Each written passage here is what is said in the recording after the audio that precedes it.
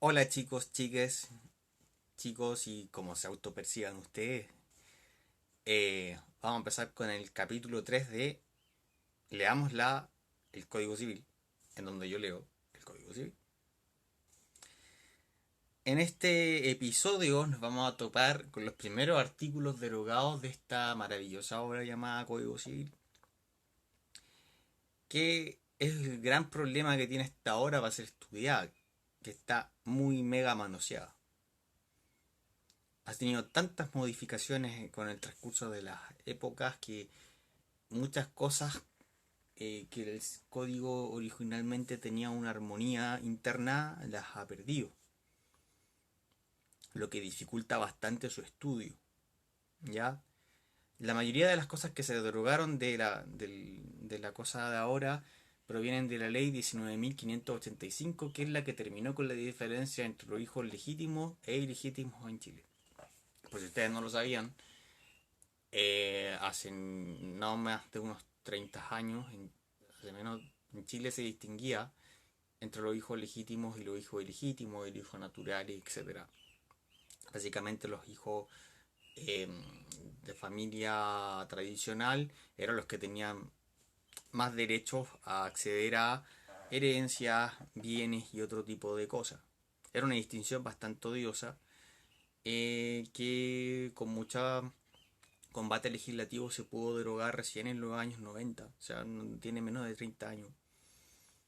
Yo me aventuro a decir que, que la derogación de esa norma cambió Chile para siempre.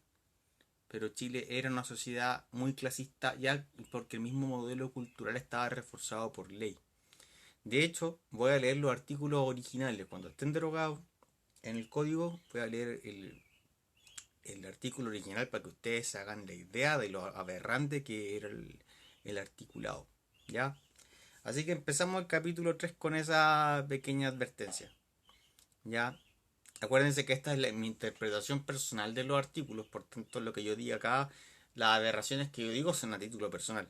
¿Ya? No pretendo tener la verdad universal. Es lo que yo entiendo de los artículos. ¿Ok? Empecemos. Definición de varias palabras de uso frecuente en las leyes. Artículo 25. Las palabras hombre, persona, niño, adulto y otras semejantes, que en su sentido general se aplican a individuos de la especie humana, sin distinción de sexo, se entenderán comprender ambos sexos en las disposiciones de las leyes, a menos que por la naturaleza de la disposición o el contexto se limiten manifiestamente a uno solo. Manifiestamente. Por el contrario, las palabras mujer, niña, viuda y otras semejantes que designan el sexo femenino no se aplicarán al otro sexo a menos que expresamente las extienda la ley a él. Bueno, acá tenemos un problema de heteronormatividad en la norma, pero es básicamente lo que las feministas modernas se quejan que les toca intuir cuando una norma se refiere a ella o no. Bueno, acá el código lo confirma, por supuesto. O sea, eh, hay que adivinar del contexto de la norma cuando algo es universal o cuando solo se refiere a un hombre o a una mujer. Generalmente las distinciones sexistas entre los hombres y las mujeres han sido sacadas del código, salvo la sociedad conyugal que tiene serios problemas de constitucionalidad respecto a que el hombre tiene más facultades que la mujer en él y hay profesores que se han pronunciado sobre los problemas de constitucionalidad que pueda tener. Pero de momento sigue viva coleando, yo no sé cuánto aguante. Eso no va, yo personalmente le doy unos 20, menos de 20 años a que esas normas exploten. Porque no aguantan, no pasan un test de derechos humanos, lo que fuese. ¿Ya? Artículo 26. Llámese infante o niño todo el que no ha cumplido 7 años, impuber, al varón que no ha cumplido 14 años y la mujer que no ha cumplido 12, adulto el que ha dejado de ser impuber, mayor de edad o simplemente mayor el que ha cumplido 18 años y menor de edad o simplemente menor el que no ha llegado a cumplirlo. Bueno, acá se distingue entre la niñez, el niño adulto y el adulto en base a su capacidad reproductiva y su capacidad de casarse, ¿no? Eh, Son normas que están también en peligro de extinción, porque cada vez se traba que un menor de edad pueda casarse. Así que posiblemente estas normas entren luego en desuso. De hecho, ya es bastante raro ver un menor de 18 años casarse. Pero la distinción entre que una niña llega a menor adulta a 12 y un niño a 14 es por la capacidad reproductiva, posiblemente. ¿Mm? Artículo 27. Los grados de consanguinidad entre dos personas se cuentan por el número de generaciones. Así, el nieto está en segundo grado de consanguinidad con el abuelo y dos primos hermanos en cuarto grado de consanguinidad entre sí. Cuando una de las dos personas es ascendiente de la otra, la consanguinidad es en línea recta, y cuando las dos personas proceden de un ascendiente común y una de ellas no es ascendiente de la otra, la consanguinidad es en línea colateral o transversal. Bueno, el arbolito, para allá, o sea, sí. Papá, hijo, uno. Tío, sobrino, eh, tío, sobrino, ¿cómo era? Era, ah, no, tío es tercero, es hijo, papá, ta, tres, así. Va ahí y de vuelta. Entonces, por ejemplo, sobrino y tío es tres porque papá, tío, papá, hijo, tercero. ¿Mm? Tercero colateral. Y así.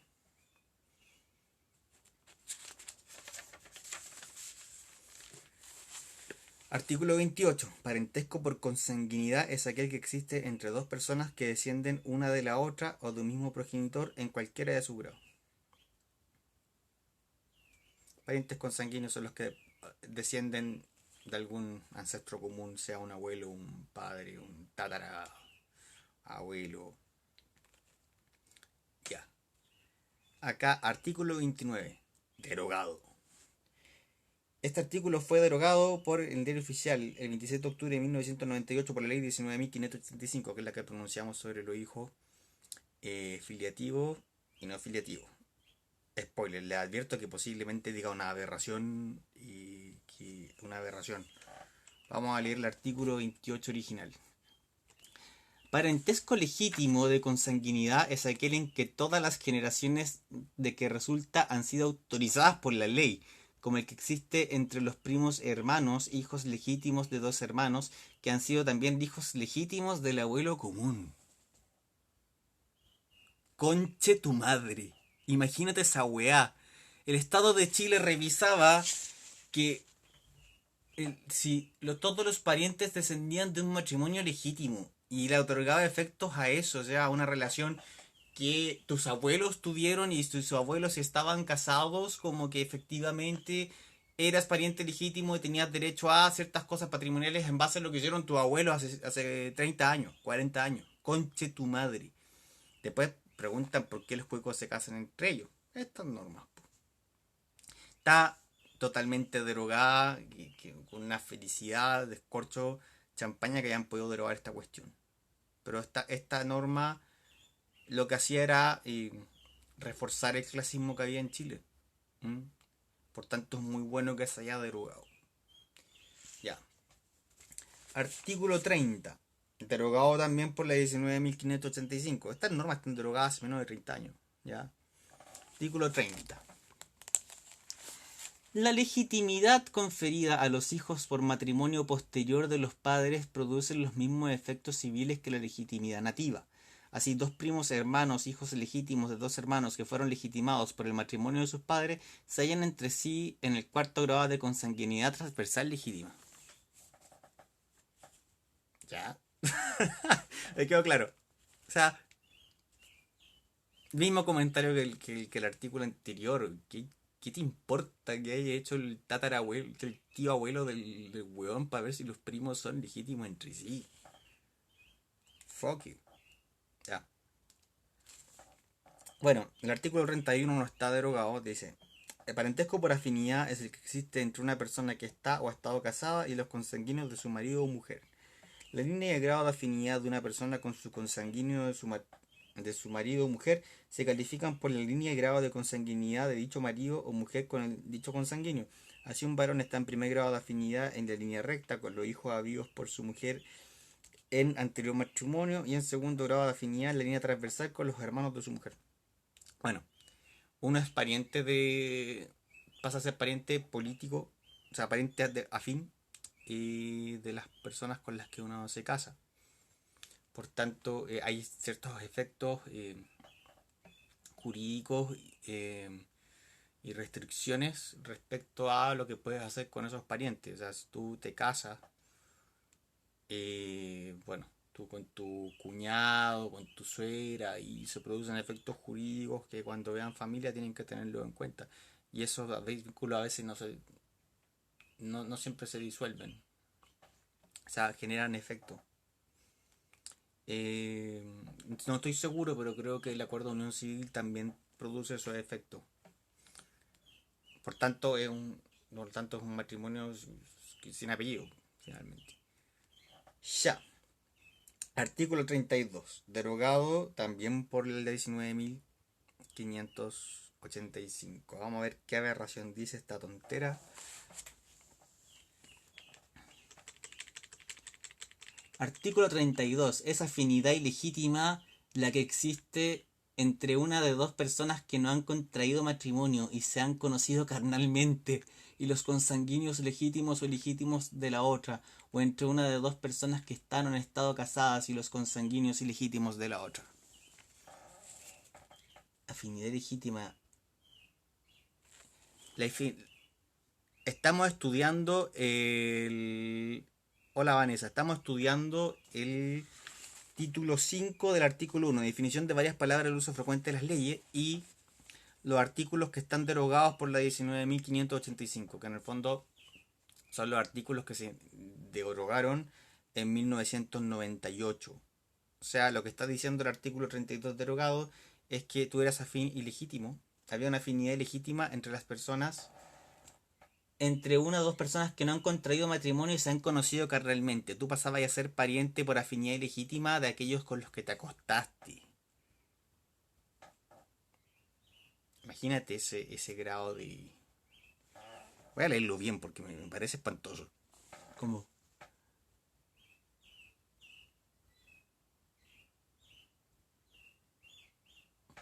Bueno, básicamente tú pasabas a ser pariente de las personas con las que te acostabas. O sea, pariente de la familia de ellos, weón. Qué weá más espantosa, weón. Y esta weá era ley. Esta weá era ley hace 22 años, weón. Sí, weón, efectivamente.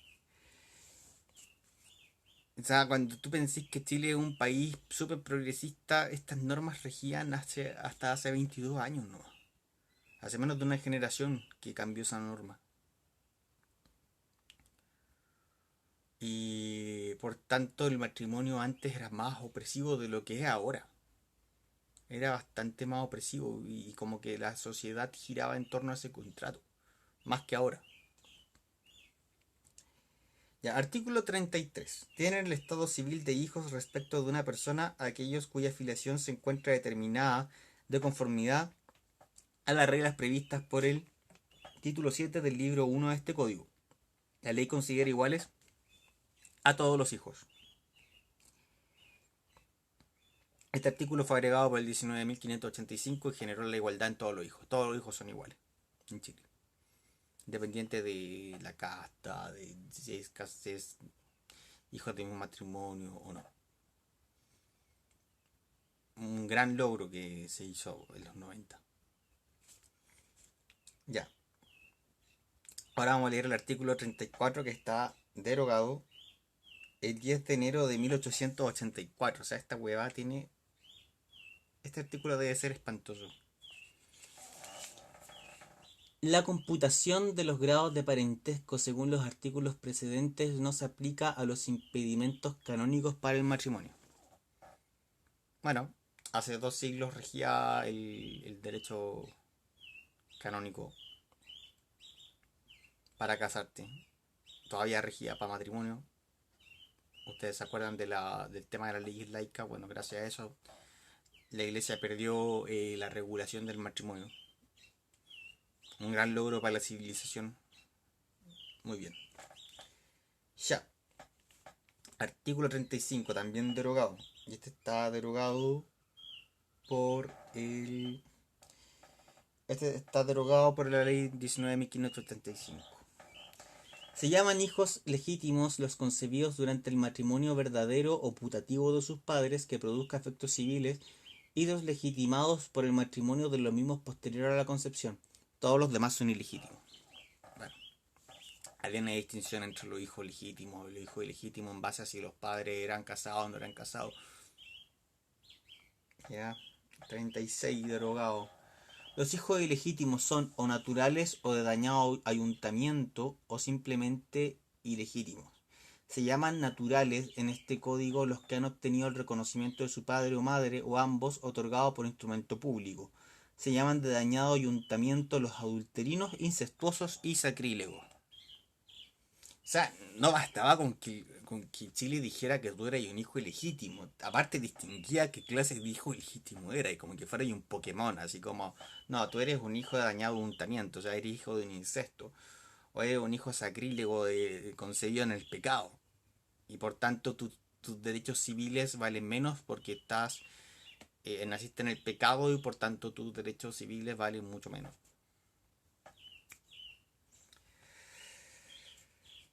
Para que veáis. Insisto, esta weá era ley hace 22 años atrás. Nada.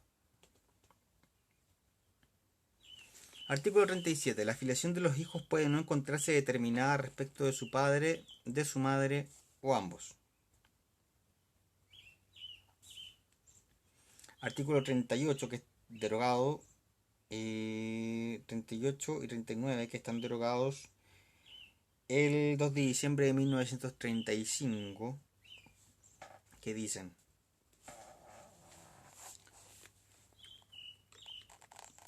Es incestuoso para los efectos civiles el concebido entre padres que estaban uno con otro en la línea recta de consanguinidad o afinidad. 2. El concebido entre padres de los cuales el uno se hallaba con el otro en el segundo grado transversal de consanguinidad o afinidad. wow.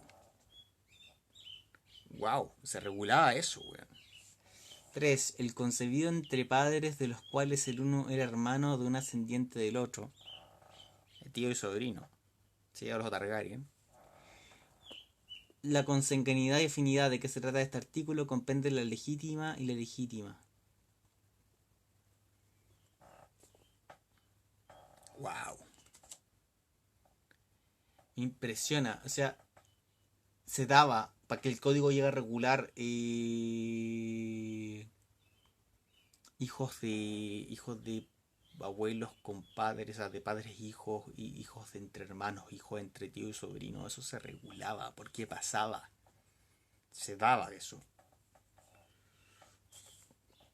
Artículo 39. Es sacrílego el concebido entre padres de los cuales alguno era clérigo de órdenes mayores o persona ligada al voto solemne de castidad en orden religiosa reconocida por la Iglesia Católica. ¿Ya? El hijo de un cura con una mujer era sacrílego y perdía sus derechos civiles automáticamente.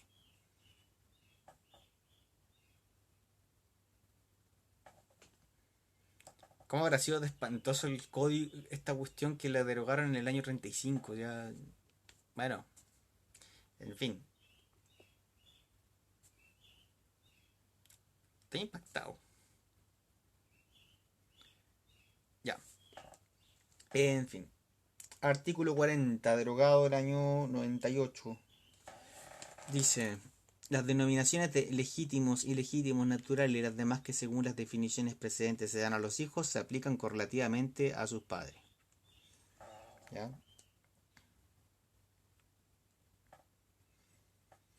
41.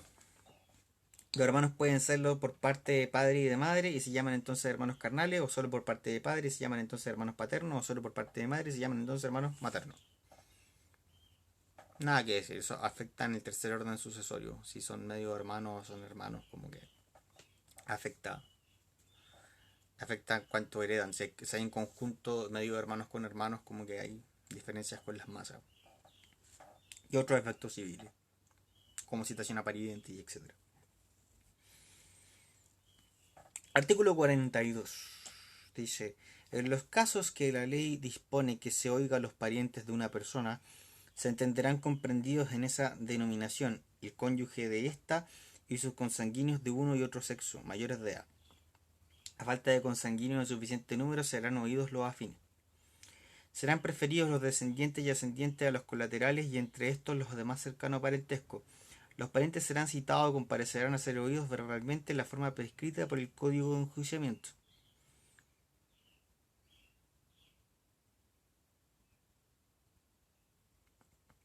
Perfecto. En todos los casos en que el Código de Procedimiento cite a los familiares a declarar, por ejemplo, en interdicciones o cosas similares, el Código está otorgando una prelación respecto a cómo deben ser oídos, del más cercano al más lejano. O sea, acá los parientes políticos podrían interferir si es que no hay parientes consanguíneos en suficiente número.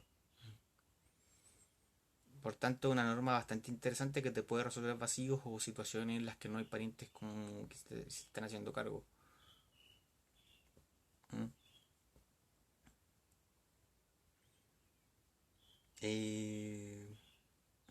Adopción de menores, dice acá, por ejemplo, la concordancia, que podría ser un artículo interesante para este tema.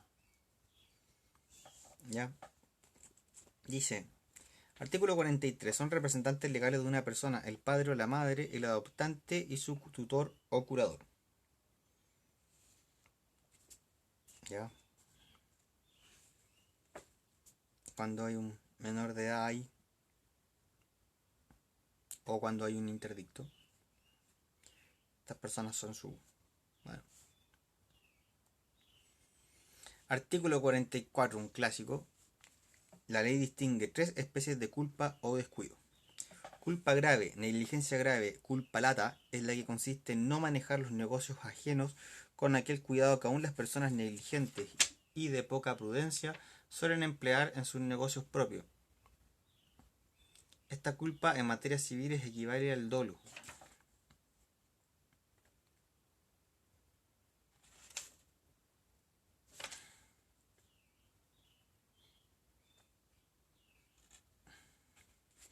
O sea, el estándar de conducta es de un hombre de poca prudencia en sus negocios propios. ¿Qué será un hombre poco prudente para estas circunstancias? No lo sé. Hay que seguir leyendo el artículo porque va por las leyes de interpretación que vimos en el capítulo anterior. Cuando algo no es oscuro hay que seguir interpretando con lo que sigue. Culpa leve, descuido ligero es la falta de aquella diligencia y cuidado que los hombres emplean ordinariamente en sus negocios propios. Culpa o descuido sin otra calificación significa culpa o descuido leve. Esta especie de culpa se opone a la diligencia o cuidado ordinario o mediano. El que debe administrar un negocio como un buen padre de familia es responsable de esta especie de culpa. ¿Ya? Diligencia y cuidado que los hombres emplean ordinariamente en sus negocios propios. O sea, el cuidado que tiene un hombre promedio con sus cosas. O sea, ni más ni menos. Ya. Como que me queda más claro. Culpa o descuido levísimo es la falta de aquella esmerada diligencia que un hombre juicioso emplea en la administración de sus negocios importantes. Esta especie de culpa se opone a la suma diligencia o cuidado. El dolo consiste en la intención positiva de inferir injuria a la persona o propiedad de otro. Bueno, el artículo 44 nos fija tres estándares de culpa o descuido. Un hombre muy imprudente, un hombre mediano y juicioso y un hombre extremadamente diligente que maneja, un hombre extremadamente juicioso que maneja negocios importantes.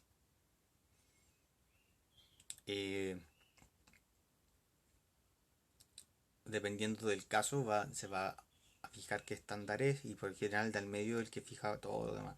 También nos definen el dolo como la intención positiva de inferir injuria a una persona propiedad de otro. O sea, una intención maligna y positiva de inferir daño o injuria. Bien, es una definición que como que impregna todo el código y yo creo que no es casualidad que esté en el número 44. Ustedes sabían que la gente que hizo estos códigos, que hizo estas cosas, por lo general eran masones o eran gente que estudiaba numerología. Entonces, si un artículo está con ese numerito 44 con un número maestro, es porque es importante. O sea, va a regir Va a aparecer en el código constantemente. Ya. Y 45. Se llama fuerza mayor o caso fortuito el imprevisto a que no es posible resistir, como un naufragio, un terremoto, el apresamiento de enemigos, los actos de autoridad ejercidos por un funcionario público, etc. Bueno, nada que decir, pues eso es la fuerza mayor. Cuando interviene autoridad o un evento natural. ¿Ya? Por tanto, es excusa suficiente para caer en las causales que interrumpen los contratos. Artículo 46. Caución significa generalmente cualquier obligación que se contrae para la seguridad de otra obligación propia o ajena. Son especies de caución la fianza, la hipoteca y la prenda. Ya, lo que garantiza una obligación que garantiza otra obligación. Eso es una caución. Ténganlo en cuenta para más adelante. 47. Se dice presumirse el hecho que se deduce de ciertos antecedentes o circunstancias conocidas. Si estos antecedentes o circunstancias que dan motivo a la presunción son determinados por la ley, la presunción se llama legal. Se permitirá probar la no existencia del hecho que legalmente se presume, aunque sean ciertos los antecedentes o circunstancias de los que infiera la ley, a menos que la misma ley rechace expresamente esta prueba, supuestos los antecedentes o circunstancias. Si una cosa, según la expresión de la ley, se presume de derecho, se entiende que es inadmisible la prueba contraria, supuestos los antecedentes o circunstancias. Bien, acá hace la distinción entre presunción de hecho, presunción legal y presunción de derecho. La presunción de hecho es que tú de ciertos antecedentes deduces que ocurrió algo. ¿Ya? Generalmente es lo que se hace en los juicios. Prueba A, prueba B, se infiere que ocurrió tal cosa. ¿Ya? Ante, y prueba legal. O sea, si ocurre esto, pasó esto, pero admito prueba en contrario. Eso es la prueba legal. O sea, de hecho. Legal de hecho, que en el fondo se presume que de ciertas condiciones se ocurrió algo, pero la contraria podría probar la no ocurrencia, ¿cierto? Y la de derecho, que se ocurre tal cosa, listo, ocurrió la cosa nomás, y se fija ahí, lisa y llanamente. Me queda poquito, así que voy a terminar luego, porque esta parte es un trámite. Artículo 48. Todos los plazos de días, meses o años de que haga mención en las leyes o los decretos del presidente de la República, de los tribunales o juzgados, se entenderá que han de ser completos y correrán además hasta la medianoche del último día del plazo. El primero y último día de un plazo de meses o años deberán tener un mismo número en los respectivos meses. El plazo de un mes podrá ser por consiguiente de 28, 29, 30 o 31 días y el plazo de un año es de 365 o 366 según los casos. Si el mes en que ha de principiar un plazo de meses o años constare de más días que el mes en que ha de terminar el plazo, y si el plazo corriere desde alguno de los días en que el primero de dichos meses excede el segundo, el último día del plazo será el último día de este segundo mes.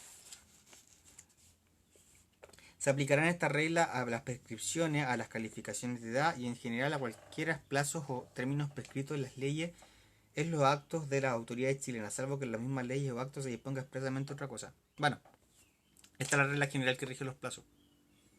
Siempre hasta el último día de la última hora. Independiente que un mes dure más, un mes dure menos, un año dure más, un año dure menos.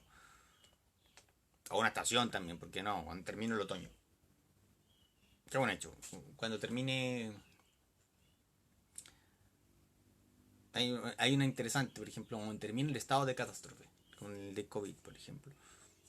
Que puede estar cambiando constantemente, no sabemos cuándo va a terminar. A pesar de que la ley dice algo así como determinado el estado de catástrofe, que no se me fue la olla, pero en el fondo lo que quiero decir es los plazos generalmente son súper cuadrados, termina el último día del plazo, aunque sea un mes, un día, un año, salvo que la ley establezca otra forma de medir. Por ejemplo, como con COVID, que no sabemos cómo termina. 49. Cuando se dice que un acto debe ejecutarse en o dentro de cierto plazo, se entenderá que vale si se ejecuta antes de la medianoche en que termina el último día del plazo. Y cuando se exige que haya transcurrido un espacio de tiempo para que nazcan o expiren ciertos derechos, se entenderá que estos derechos no nacen o expiran, sino después de la medianoche en que termina el último día de dicho espacio de tiempo. Bueno, para el derecho entonces tenemos que suponer que la medianoche es la muerte, ahí termina todos los plazos. Las 12 de la noche, de 12 a 12, nosotros nos regimos. Un plazo nace a las 12 a las 001 y muere a las 000. Hasta ahí tení espacio para cumplir con un plazo hasta las 23:59:59. Entonces, 50. En los plazos que se señalaran en las leyes o en los decretos del presidente de la República o los tribunales o juzgados, se comprenderán aún los días feriados, a menos que el plazo señalado sea de días útiles, expresándose así, pues en tal caso no se contarán los feriados. Ya. Si te dicen días hábiles, no se cuentan los feriados. Si es un plazo que no especifica nada, se cuentan de largo. Por ejemplo, el recurso de protección son 30 días. Esos son corridos, porque la ley no dice otra cosa. Este tipo de artículo ha generado problemas de interpretación, pero hay que estar acá a lo que dice la normativa. Si dice días hábiles, no cuenta feriado. Si dice días solamente corridos, son días nomás. Así que, aunque parezca algo de perogrullo, es un artículo que ha generado problemas interpretativos. Por ejemplo, en la inspección del trabajo, tengo entendido que ha generado problemas, cómo se cuentan los plazos. Artículo 51. Las medidas de extensión, peso, duración y cualesquiera otras que se haga mención en las leyes o en los decretos del presidente de la República o de los tribunales juzgados se entenderán siempre según las definiciones legales y a falta de esta en el sentido general y popular, a menos de expresarse otra cosa. Ya. Las unidades de medida son las que se usan en la época, salvo que por alguna razón en específico tengas que ajustarte a otra. Y no sé, no conozco casos en que una ley te obligue a ocupar otra unidad de medida. Supongo que con ley de drogas puede haber este tipo de problemas, o con leyes que importe el gramaje o el peso, o cuando te piden operar en ciertas monedas extranjeras, no sé. Tienen que ser medidas complejas, pero en general no sé, el código no se complica mucho con esta medida y no fija un estándar legal para ocupar las cosas, sino que es lo que se usa en general, como la costumbre que hay en el medio respecto a que unidades de peso, gramaje, altura, qué sé yo. Ya. Derogación de leyes. La derogación de leyes podrá ser expresa o tácita. Es expresa cuando la nueva ley dice expresamente que deroga la antigua. Es tácita cuando la nueva ley contiene disposiciones que no pueden conciliarse con los de la ley anterior. La derogación de una ley puede ser total o parcial. Ya. Esto pasa con el Código Civil, por ejemplo. O sea, cuando entran a operar ciertas leyes o se cambia la comprensión que se tiene del derecho en una época, hay normas que entran en el desfase total. Y eso puede ser expreso, puede ser tácito. O sea, puede que se derogue oficialmente una norma, pero muchas veces las normas pueden morir porque al cambiar el entendimiento de la normativa o del sistema jurídico, caen en desuso o simplemente pueden dejar de existir, ¿no? Por ejemplo, las normas que regulaban la extracción del salitre cayeron en total desuso cuando Chile dejó de venderlo, o sea, a nivel internacional. O, o no sé, pues las normas que regulan lo que fuese que al cambiar las normativas como deja de operar. Lo importante de acá es que entiendan que la derogación no tiene por qué ser expresa. De repente las normas caen en desuso. Y eso es normal. El derecho acá está reconociendo lo dinámico que es. ¿Ya? La derogación tácita deja vigente en las leyes anteriores, aunque versen sobre la misma materia, todo aquello que no pugna con las disposiciones de la nueva ley. Si una nueva ley ordena cosas que eh, están en contra de la ley antigua, están derogadas tácitamente y listo. No hay mayor conflicto con eso. Eso al menos dice acá.